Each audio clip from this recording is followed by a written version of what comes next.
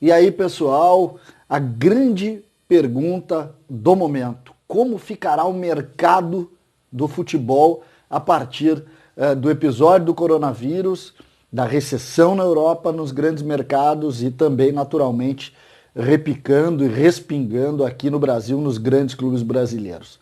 Nós podemos e vamos montar durante esse vídeo qual é a ideia geral e as especulações que estão sendo desenvolvidas e como, de fato, os clubes vão poder sobreviver a essa nova realidade, uma realidade que não tem volta, ela existe, ela é real e ela, de certa maneira, vai impactar muito nos grandes clubes. Lembrando que nós estamos no César Cidade Dias, falando de Grêmio aqui no YouTube, e agora para ver como vai o mercado, fazendo uma breve situação e colocando isso aqui. O Grêmio talvez seja um dos principais clubes e um dos clubes que está mais preparado para enfrentar a crise. Não deixe de dar o seu joinha, não deixe de clicar, não deixe de apertar ali no inscrever-se e também no sininho para receber as notificações.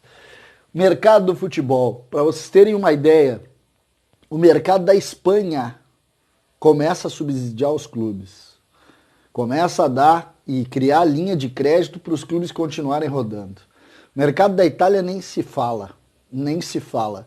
A Itália está numa situação que, apesar de receber muitos, os grandes clubes italianos estavam recebendo muitos investimentos de fora, começa a sofrer isso. E isso é um efeito dominó, isso é um efeito cascata, não adianta.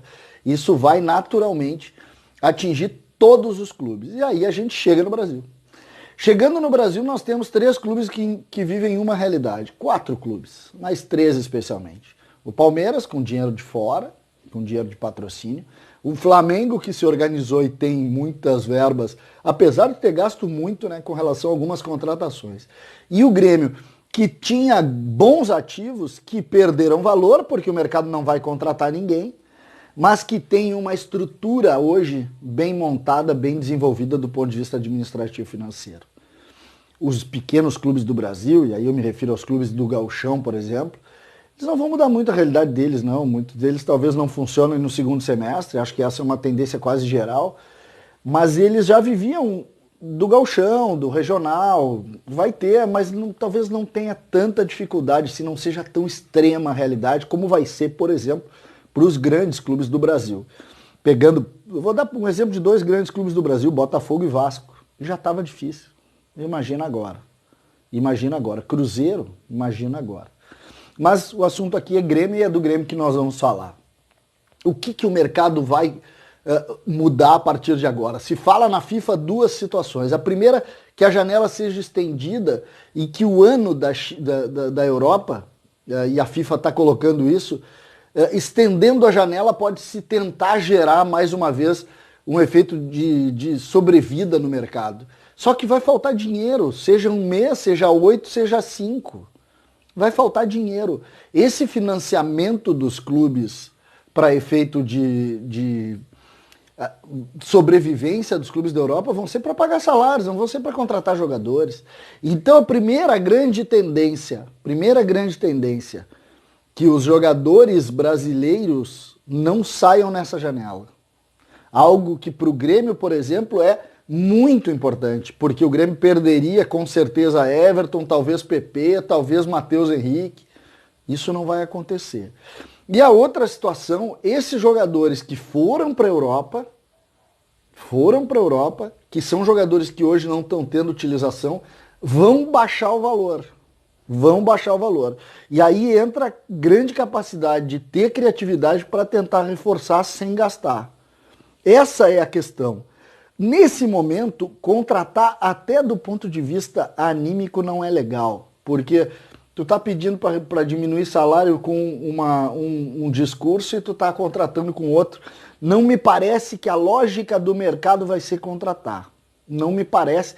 Exatamente por isso. Imagina você lá tentando conversar e pedindo para os jogadores terem o entendimento de diminuir o salário porque faltou faturamento, aí surge um negócio importante, tu vai lá e contrata. Então, eu acho que por esse aspecto, talvez as contratações percam muita força nesse período. Lembrando que a tendência nesse momento na FIFA é que a janela seja estendida. Janela estendida para que o mercado consiga tentar respirar mais uma vez, mudando o calendário. Por que os clubes estão tão preocupados, por exemplo, em ter os campeonatos como tinham? Para não haver outra negociação com a TV. O Gauchão, por exemplo, não pagou toda a cota. Se não tiver o final do Gauchão, vai pagar como? Não vai pagar. O Grêmio, por exemplo, perde 6 milhões. Então são situações que precisam ser revistas. A Libertadores, eu acho que é a que não vai correr risco, mas perde a Copa do Brasil. No ano passado o Grêmio faturou quase 15 milhões, fora as rendas. Então, e fora a manutenção do quadro social também, que é a grande renda do Grêmio hoje. Então são situações que são realidades, são situações importantes, que a gente vai olhando o rumo do mercado. A grande questão é estar preparado para a crise. E isso eu acho que o torcedor do Grêmio tem que ficar tranquilo, porque isso o Grêmio está. Vai sofrer? Vai, mas não vai sofrer tanto. As grandes contratações que o Grêmio poderia fazer, e a gente tem projetado várias delas aqui, vai ser, ou vão ser, no caso do Grêmio, as contratações de PP, de Everton e de Matheus Henrique. Eu acho que essa, e do GPR, né? E do GPR. Essa é a grande questão. Para que lado vai o mercado? Primeira resposta, o mercado não vai tirar os craques do Grêmio nesse ano. E isso é garantia de mais grandes jogos para os lados do tricolor. Me parece que esse é o primeiro ponto do mercado. Depois a gente vai avaliar outros aí, porque tem também outras situações. César Cidade Dias falando de Grêmio, aqui no YouTube, papo de gremista para gremista. Fiquem com a certeza de que Everton, de que PP, de que Matheus Henrique seguirão em Porto Alegre. Um abraço e até a próxima.